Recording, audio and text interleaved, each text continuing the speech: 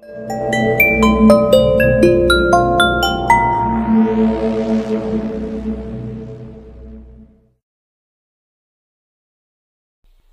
গোধূলি লবণের সখা প্রিয়া বড় ভালো লাগে। ধুর, তুমি যে কি বলো না সমক।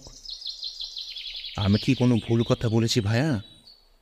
এই গোধূলি বেলায় বারান্দার রেলিংয়ে ভর দিয়ে দূরে রাস্তায় হেঁটে চলা অপরূপদের দেখে চলেছ একা একা। তাই তো বলি পৃথ্বী, নিজের এবার একটা গতি করো তো ভায়া। গতি মানে তো বিবাহ করা, তাই তো? কিছুটা তো বটেই, তবে তোমার সব কথা সঠিক হলো না যে পৃথ্বী। সঠিক হলো না মানে? মানে মানে পুরুষরা কিন্তু ভায়া বিবাহ করে না। বিবাহ করে না? এসব ভুলভাল কি বলছো এই সমক? সঞ্চিতা জানতে পারলে একেবারে কেলেঙ্কারি ঘটে যাবে ভায়া। তুমি যে আমার পুরো কথাটা না শুনেই বলে দিচ্ছ হে সখা। পুরুষরা বিবাহ করে না, করে নারীরা। আর পুরুষরা করে উদ্বাহ। সে আবার কেমন কথা? একটু বুঝিয়ে বলতে হবে, তাই তো? বেশ। এই বলে বারান্দায় থাকায় ইজি চেয়ারে হেলান দিয়ে বসে সমক। তারপর বলে, বিবাহ মানে হলো বহন করা। অর্থাৎ একটি মেয়ে তার বাবার কাছ থেকে শ্বশুর বাড়িতে এসে তাদের ধারা, সংস্কৃতি, পারিবারিক গৌরব এগুলো যেমন বহন করে নিয়ে যাবে তার পরবর্তী প্রজন্মে, তেমনই একজন পুরুষ তার স্ত্রীকে উদ্বাহ করবেন, মানে ঊর্ধ্বে গমন করাবেন, মানে মা হওয়ার প্রেরণা জাগাবেন। তাই তো বলি, ঝটপট একজন মনের মানুষকে পছন্দ করে তাকে উদ্বাহ করো। না, একটা কথা তোমার মানতেই হচ্ছে সমক। তোমার কথাগুলো শুনে সমৃদ্ধই হলাম। তবে কি, আমার যা বর্তমানে অবস্থা তাতে দেখে তোমার চোখে আর মনের শান্তি করা ছাড়া কোনো উপায় নেই ভাই। সমক কিছু বলতে যাবে অমনি হরিদা এসে সমককে বলে, দাদা বাবু, কমল বাবু এসেছেন। আমি নিচের ঘরে বসতে বলে এসেছি।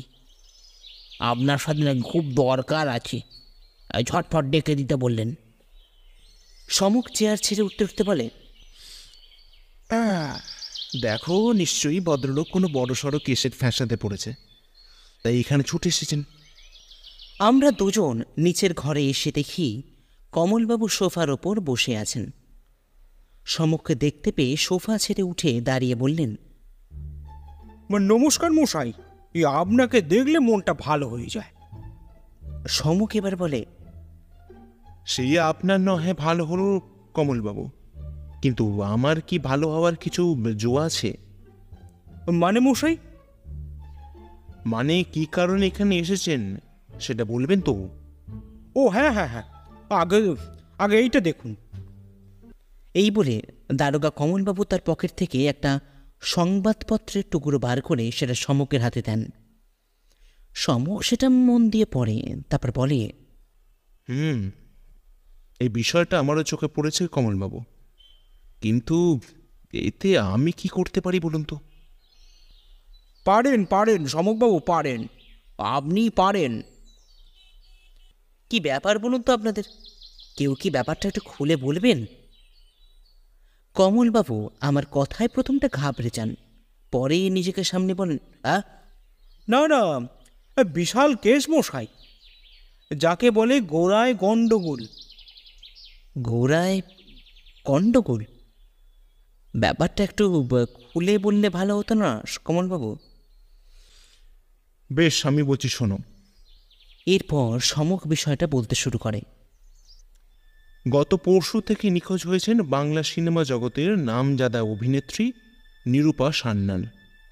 তবে তিনি কোথায়, কি করছেন, কিভাবে আছেন, কেউ ঠিকঠাক বলতে পারছে না। আর ওখানেই তো হচ্ছে আমাদের জ্বালা সমকবাবু। সমক বলে, হ্যাঁ, জ্বালা হওয়াটা অস্বাভাবিক কিছু নয়। অত বড় মাপের অভিনেত্রী যখন নিখোঁজ, তখন চাপটা যে পুলিশের ওপর বর্তাবে সেটা খুব ভালো করেই জানা আছে। এবার ব্যাপারটা খুলে বলুন তো দেখি। কমলবাবু কিছু বলতে যাবেন, অমনি হরিদা চা আনার জন্য কথা থামাতে হলো। ভদ্রলোক চায়ের কাপে একটা শুক চুমুক দিয়ে বলে ওঠেন, মানে বিষয়টা শুধু 3 দিনের নয় সমকবাবু। নিরূপা দেবী গত 3 দিন আগে একটা সিনেমার শুটিং শেষ করে উত্তরবঙ্গ থেকে কলকাতার নিজের বাড়িতে ফেরেন। পরের দিন ওনার সকালে বাড়িতে দেখা যায়, কিন্তু তারপরে কি উনি কোনো কাজে বেরিয়েছিলেন নাকি? হ্যাঁ সমকবাবু, কিন্তু সেই যে কাজে গেলেন আর তো ফিরলেন না। আশ্চর্য ব্যাপার তো। আচ্ছা, বাড়িতে আর কে কে থাকেন? কেউ তেমন নয়, নিরূপা দেবী আর ওনার স্বামী, আর কিছু বাড়ির ভৃত্য। উনি বিবাহিত ছিলেন নাকি? হ্যাঁ, 10 বছর ওনার বিবাহিত জীবন। 10 বছর বিবাহিত জীবন। তা স্বামী কি করেন?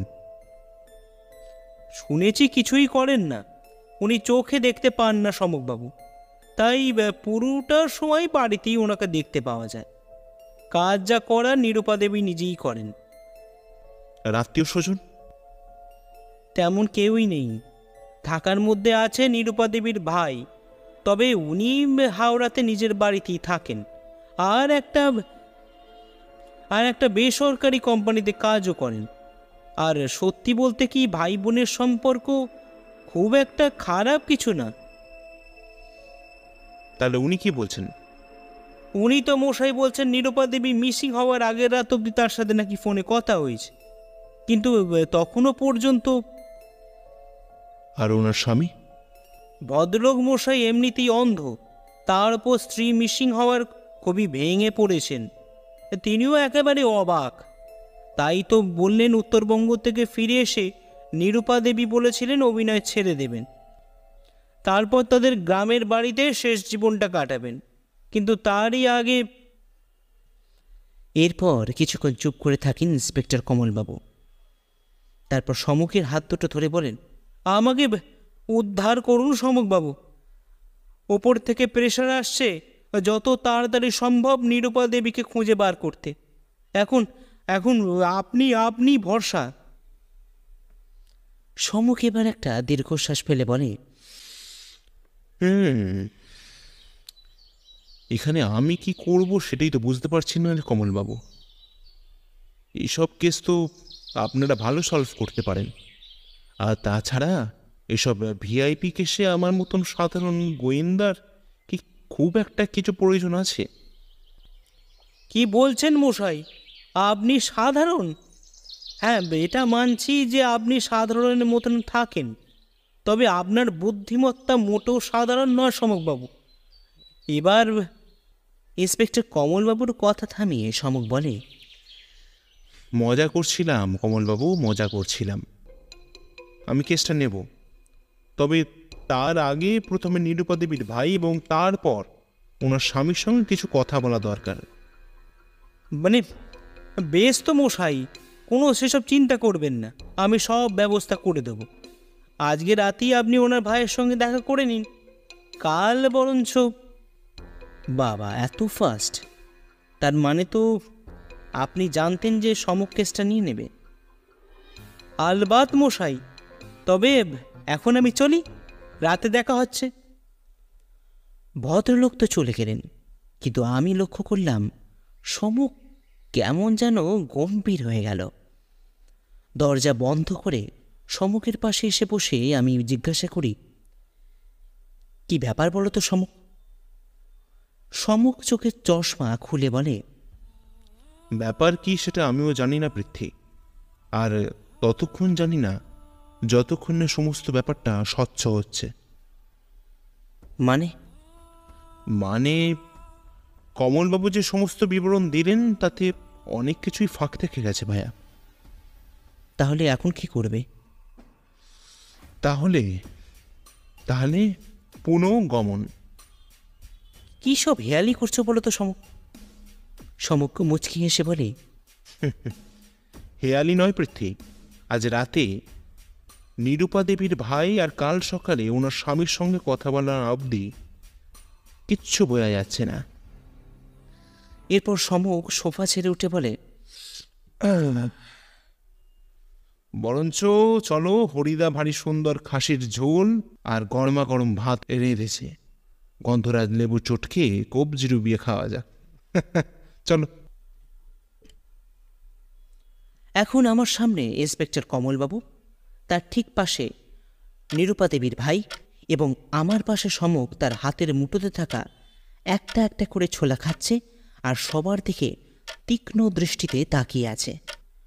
কমলবাবু এবার নীরবতা ভঙ্গ করে বলেন, মশাই আবার কথা মতো দিলীপবাবুকে সঙ্গে নিয়ে আপনার কাছে এসেছে, এবার আপনার পালা। সমক এবার নিজের হাত ঝেড়ে দিলীপবাবুকে প্রশ্ন করে, আচ্ছা দিলীপবাবু, আপনি হয়তো জানেন যে কমলবাবু মানে ইন্সপেক্টর কমলবাবু আমি সহায়তা করছি, আর আমিও আশা করি যে আপনিও আমাকে এই সহায়তা করবেন। কি বলছেন সমকবাবু? অবশ্যই সাহায্য করব। আমি যখন শুনি কমলবাবু আপনাকে রেকমেন্ড করছেন, তখনই আমি বুঝে যাই যে আমার দিদিকে আমি খুঁজে পাবো। বেশ, তবে তার আগে মানে কোনো প্রশ্ন করার আগে আমি আপনার সম্বন্ধে কিছু জানতে চাই। হ্যাঁ বেশ, তো বলুন না। আপনি কি করেন? দেখুন সমকবাবু, আমি একটা বেসরকারি কোম্পানিতে সেলসের কাজ করি। মাসের বেশিরভাগ সময়টাই বিদেশে কাটাই। খেটে খুটে যা পাই তাতে একলা মানুষ ভালোভাবেই চলে যায়। বুঝলাম। সমক এবার দিলীপবাবুর দিকে ঝুঁকে পড়ে বলে, আচ্ছা, আপনার দিদির সাথে আপনার সম্পর্ক কেমন ছিল মিস্টার? দিলীপ ভদ্র, হ্যাঁ বলতে পারেন ভালোই ছিল। বেশিরভাগটা ফোনেতেই ওর সাথে কথা হতো। বুঝতেই পারছেন, আসলে ও কাজের চাপে খুব একটা সময় বার করতে পারতো না। আর আমিও তো এখানে থাকি না, তাই দেখা সাক্ষাৎ তেমন কিছুই হতো না সমকবাবু, তাই ফোনে কথা হতো। আমি বলি, আচ্ছা আপনি কবে শেষ দেখা করেন আপনার দিদির সাথে? তা ধরে নিন না মাসখানেক তো হবেই। এবার তো কাজ থেকে ফিরে এসে ওর সাথে দেখা করারই কথা ছিল, আর ও সেটা জানতো। তার ওর নিখোঁজ হওয়ার আগের রাত অবধি ওর সাথে আমার ফোনে কথাও পর্যন্ত হয়েছে, কিন্তু পরের দিনই জামাইবাবুর কাছ থেকে জানতে পারি দিদি নিখোঁজ। তা আপনার জামাইবাবুর কি বক্তব্য এই নিয়ে?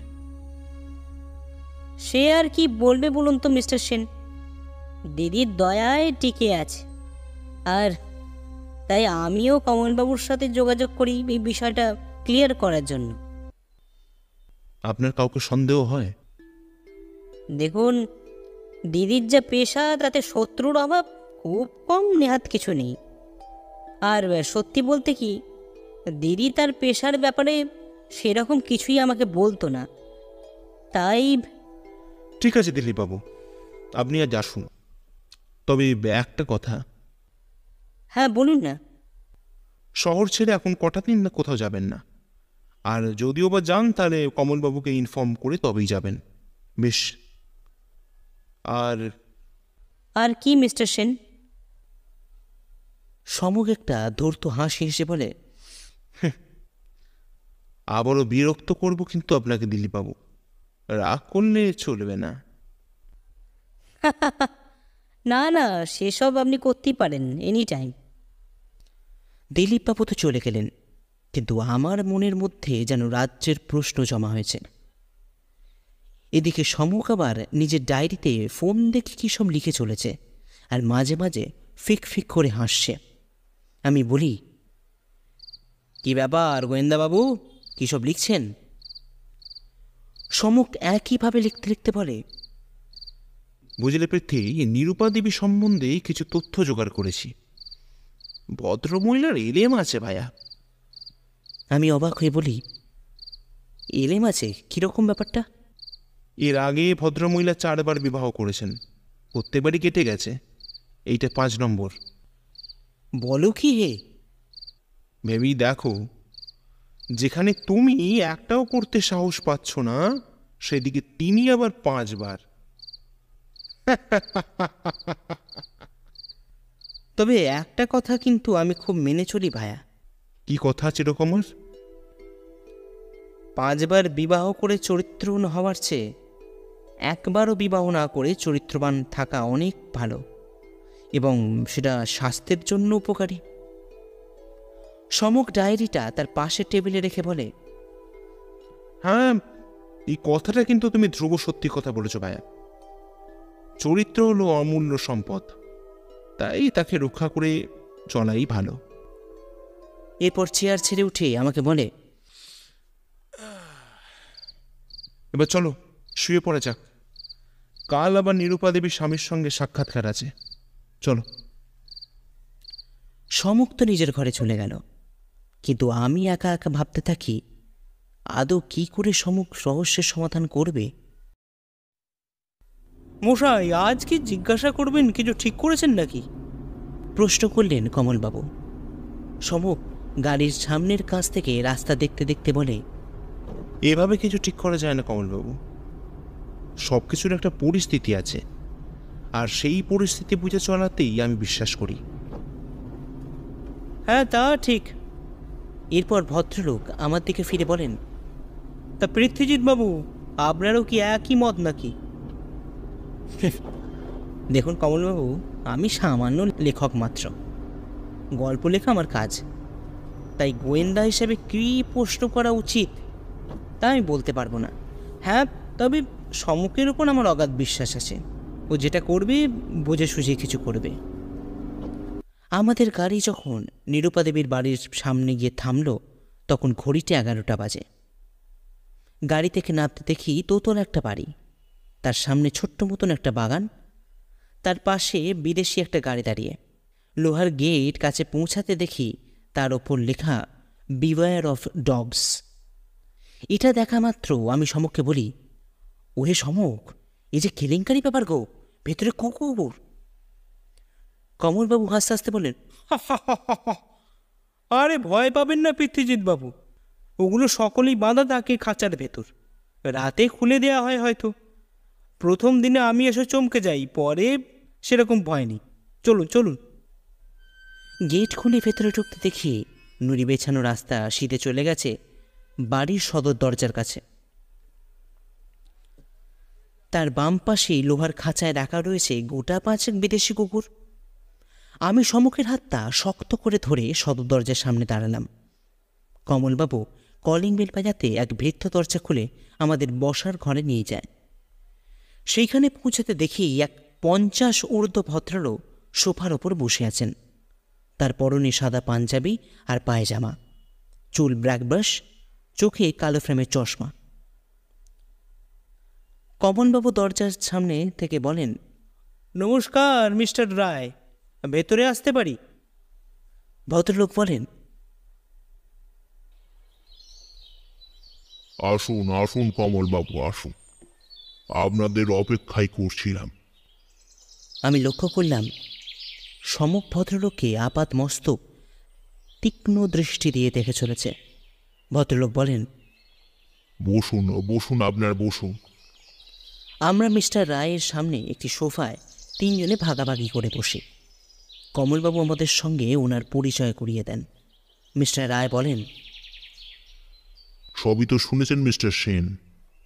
নিরূপা যে কোথায় আছে, কি করছে, আমি কিছুই জানি না। নিজে যে একটু খোঁজাখুঁজি করব, তারও কোনো উপায় নেই সমকবাবু। এখন এই বলে চুপ করে যান ভূপেন্দ্রনাথ রায়। সমক এবার ভূপেন্দ্রবাবুর চশমার দিকে এক দৃষ্টিতে তাকিয়ে বলে, আপনার কি ধারণা নিরূপা দেবী কি হয়ে থাকতে পারে? ভদ্রলোক একটা আফসোসের ভঙ্গিতে বলেন, দেখুন, ওর যা পেশা তাতে শত্রুর অভাবও ছিল না।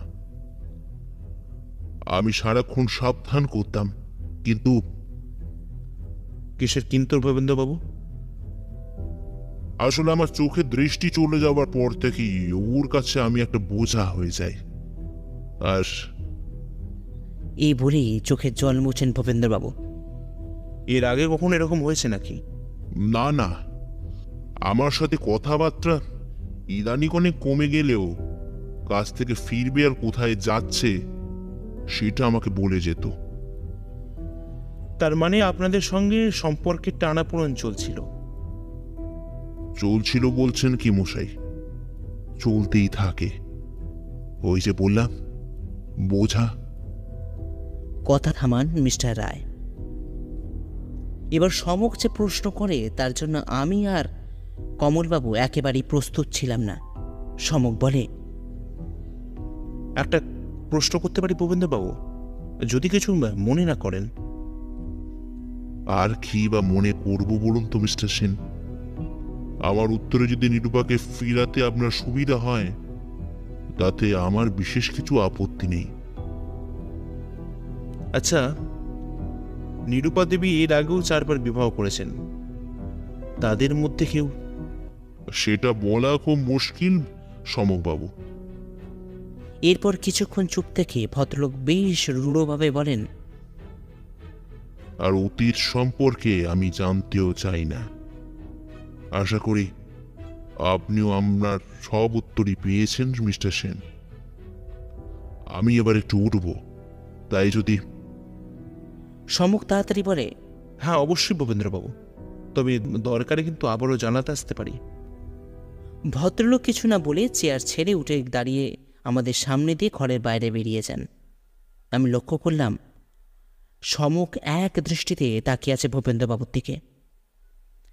রাস্তায় আস্তে আস্তে আমি সমককে বলি, আচ্ছা সমক, তুমি ওইভাবে কি দেখছিলে ওনার দিকে? সমক হাঁটা থামিয়ে বলে, দেখো, ভদ্রলোক বড়ই অসহায় ভায়া, 5 দিন হলো স্ত্রী বাড়ি ফেরেনি। এরপর কমলবাবুর দিকে ফিরে বলে, কমলবাবু, আপনারা চলে যান, আমার কিছু কাজ আছে, পরে যাব। এই বলে সে সামনের দিকে হেঁটে গিয়ে যায়। কমলবাবু বলেন, কি হয়েছে বলো তো ভায়া? আমি দীর্ঘশ্বাস ফেলে বলি, আপনি যেখানে আমিও সেখানে কমলবাবু, তাই চলুন ফেরা যাক। ফিরে তো এলাম, কিন্তু সমকের কোনো পাত্তা নেই। এখন ঘড়িতে রাত 12টা। এত রাত করে সমক এর আগে কখনো ফেরেনি। ফোন করো যে ওর আর খোঁজ নেব তার কোনো উপায় নেই, কারণ ফোন এখন বাড়িতে। এরই মধ্যে কমলবাবু 2 বার ফোন করে সমকের সম্বন্ধে জিজ্ঞাসা করেছেন। বেচারা কমলবাবু ওকে নিয়ে দুশ্চিন্তা করছেন। হরিদা আমাকে 2 বার খাওয়ার কথা বললেও আমি না করে দিই, কারণ এমন পরিস্থিতিতে খাবার গলা থেকে নামবে না। কি করব ঠিক করতে পারছি না, আর সঞ্চিতাকেই বা কী জবাব দেব কিচ্ছু বুঝতে পারছি না। এসব ভাবছি, হঠাৎ দরজার কলিং বেলটা বেজে ওঠে। আমি গিয়ে দরজা খুলতে দেখি সমক দাঁড়িয়ে আছে, তার মাথায় ব্যান্ডেজ। আমি জিজ্ঞাসা করি, কি ব্যাপার সমক, কি হয়েছে তোমার? সমক ঘরের ভেতর ঢুকে চেয়ারে বসে বলে, সব প্রশ্নের উত্তর পাবে ভায়া, তার আগে ডিনারটা করে এসো। তুমি খাবে না? না, তুমি খেয়ে এসো। এরপর মাথার উপর হাত রেখে চোখ বুজে সমক। আমি খাওয়া দাওয়া শেষ করে সমকের কাছে এসে প্রশ্ন করি, এবার বলো তো এরকম কি করে হলো? সমক মাথা থেকে হাত সরিয়ে বলে, ও কিছু নয় পৃথ্বী, রাস্তা দিয়ে আনমনা হয়ে যাচ্ছিলাম, একটা গাড়ি। ছাড়ো এসব কথা, তুমি বরং এবার শুয়ে পড়ো পৃথ্বী, অনেক রাত হলো। আমি বলি, আচ্ছা সমক, এই নিরূপা দেবীর কিছু খোঁজ পেলে নাকি? সমক একটা মুচকি হেসে বলে, শুয়ে পড়ো পৃথ্বী, কাল অনেক কাজ আছে। তার মানে জবনিকা? হতেও পারে, মাথা রেখে বিশ্রাম দাও ভায়া। এই বলে আবারও মাথার উপর হাত রেখে চোখ বন্ধ করে সমক। সকালে ঘুম ভাঙে সমকের ফোনের আওয়াজে। সমক সেটা রিসিভ করে কথা বলতে শুরু করে। কথা শুনে তো মনে হয় কমলবাবুই হবেন, তবে সমকের গলা শুনে আমার মোটেও ভালো লাগলো না। কিছুক্ষণ পর সমক ফোন রেখে আমার কাছে এসে বলে, পৃথ্বী, নিরূপা দেবীর বাড়ি থেকে কাল রাতে নাকি চৌড়ে আসে। আমাদের তাড়াতাড়ি ওখানে যেতে বলেছেন কমলবাবু। গাড়িতে যেতে যেতে আমি সমককে প্রশ্ন করি, আচ্ছা সমক, কিছু চুরি হয়েছে নাকি? সমক সামনের দিকে একইভাবে তাকিয়ে বলে, না। কুকুরগুলো কি করছিল? সেটাই তো অবাক লাগছে ভায়া, যতক্ষণ না ওখানে গিয়ে পৌঁছাতে পারছি। এই বলে আবার চুপ করে সে। আমাদের গাড়ি যখন নিরূপা দেবীর বাড়ির সামনে গিয়ে দাঁড়ায়, দেখি কমলবাবু দাঁড়িয়ে আছেন। আমরা গাড়ি থেকে নামতেই ভদ্রলোক আমার কাছে এসে সমক্ষে বলেন, কি ঘটে গেল বলুন তো মশাই? এমনিতেই নিরূপা দেবীর অন্তর্ধান, তার উপর ওনার বাড়িতে লাগে চোর। উফ, কি যে করি না। সমক কমলবাবুকে আশ্বাস দিয়ে বলে, ঘাবড়াবেন না কমলবাবু, আগে বিষয়টা দেখতে দিন। আর কুকুরগুলো?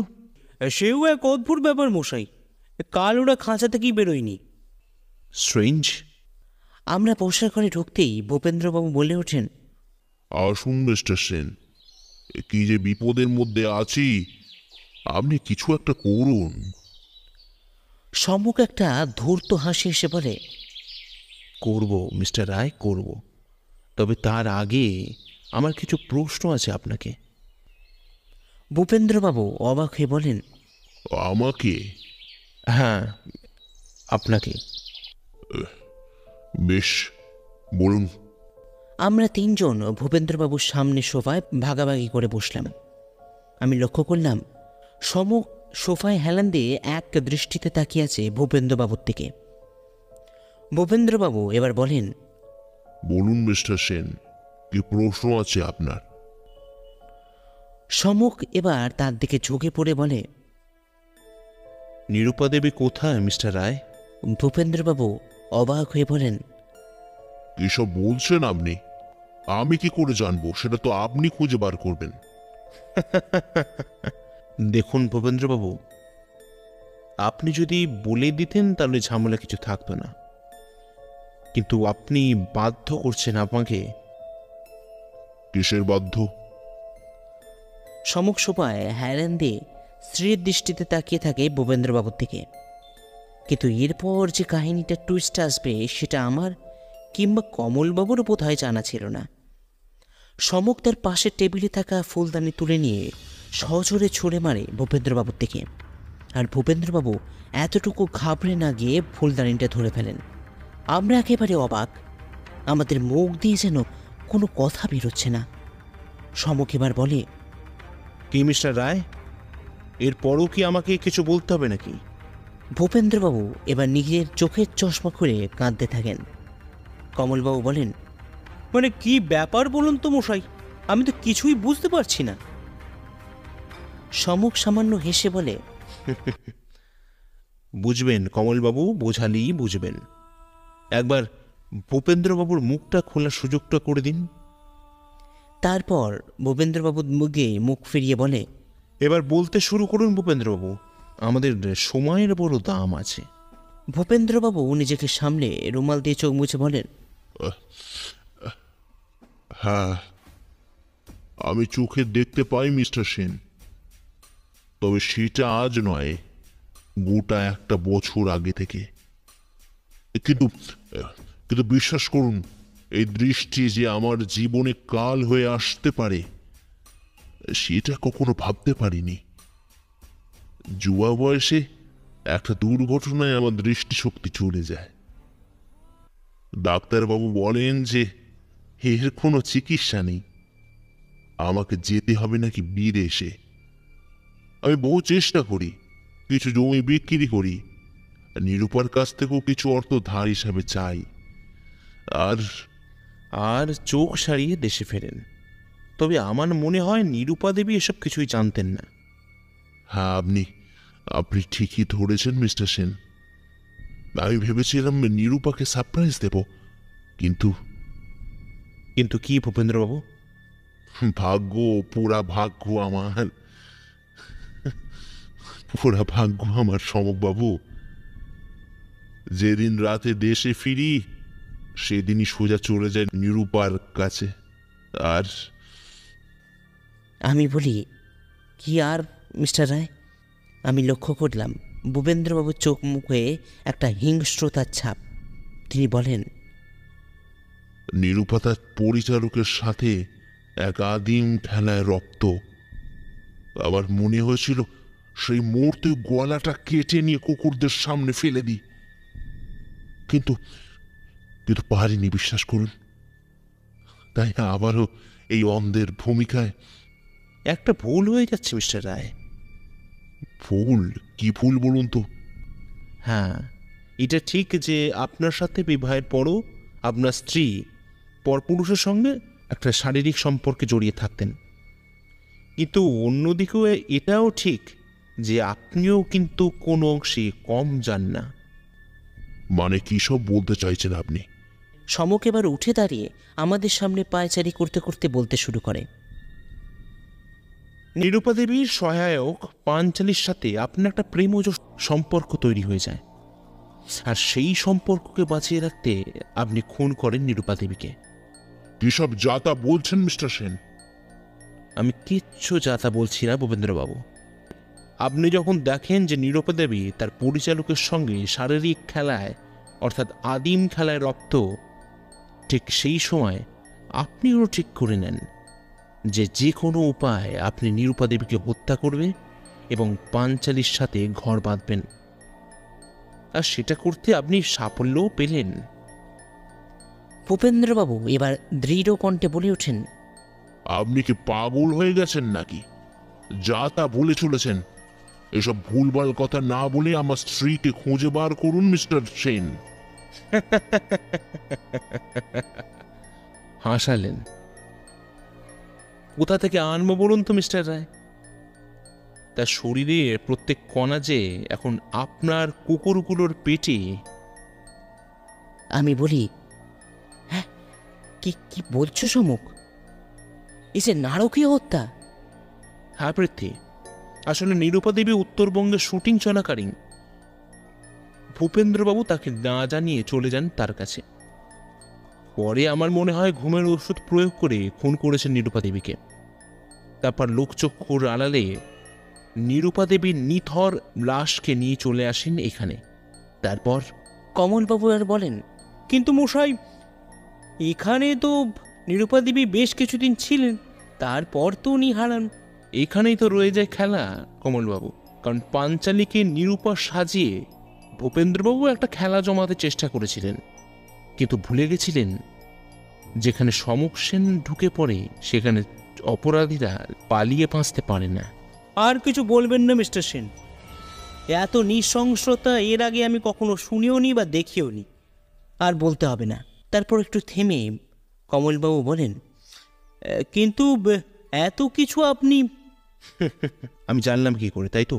আসলে প্রথম দিন যেদিন ভূপেন্দ্রবাবুর সাথে দেখা করতে আসি, সেই দিনই আমি লক্ষ্য করেছিলাম চশমার আড়াল থেকে তার চোখটা আমাদের সবার দিকে চেয়ে আছে। আমার সন্দেহ হয়, তাই আপনাদের চলে যেতে বলে আমি ভূপেন্দ্রবাবুর সম্পর্কে খবর নিতে থাকি। পরে পাঞ্চালীর খোঁজ পেতে তার কাছে গিয়ে জেরা করতে সবকিছু খুলে বেরিয়ে আসে। সত্যি আপনি ধন্য মশাই। আপনার এলেম আছে মশাই। আমি এবার বলি, তাহলে মাথার চোটটা? দেখো পৃথ্বী, এই ভূপেন্দ্রবাবুর বাগানে পাঁচিল টপকে ঢুকতে গিয়ে হয়েছে ভায়া। বড় বড় কাজ করতে গেলে এসব ছোটখাটো ব্যাপার তো ঘটতেই থাকে। সমক, মানুষ এত নিষ্ঠুর হয়ে থাকে কি করে বলো তো? সমক তার ফোনটা টেবিলের ওপর রেখে বলে, আদিম প্রবৃত্তি কি জানো পৃথ্বী? আদিম প্রবৃত্তি মানে ষড়রিপু? একদম। আর তার জ্বালায় মানুষ হয়রান। এই প্রবৃত্তি মানুষকে তাড়িয়ে বেড়াচ্ছে সেই আদিম কাল থেকে। হ্যাঁ, এর হাত থেকে কোনো মুক্তি নেই। তাহলে তুমি কি করে নিজেকে সামনে রাখছো? প্রবৃত্তি কি নির্মূল করে দিয়েছো নাকি তা বলে? ধুর পাগল, আমিও সাধারণ মানুষ, আমারও প্রবৃত্তি আছে। তবে সেটা কিভাবে নিয়ন্ত্রণ করতে হয় সেটা আমার খুব ভালো করেই জানা আছে। এরপর সমক চেয়ার ছেড়ে জানলার সামনে গিয়ে দাঁড়িয়ে বলে, এই যে দেখো, নিরূপা দেবীর কত গুণ, কিন্তু সবকিছু শেষ হয়ে যায় তার ওই কাম প্রবৃত্তির জন্য। যদি তিনি নিজেকে নিয়ন্ত্রিত রাখতেন তাহলে আজ তাকে মূর্তি হতো না। তাই খারাপটা নগণ্য করে ভালোটা আঁকড়ে চেপে ধরে থাকতে হয় পায়া, বুঝলে? এসে তাকিয়ে থাকে বাইরের বৃষ্টি স্নাত প্রকৃতির দিকে। কিন্তু একটা কথা মানতেই হচ্ছে, সমকের কথাগুলো যতই দুর্বোধ্য হোক না কেন, সেই পথ যে অমৃতের সন্ধানী তা বলে দিতে হয় না।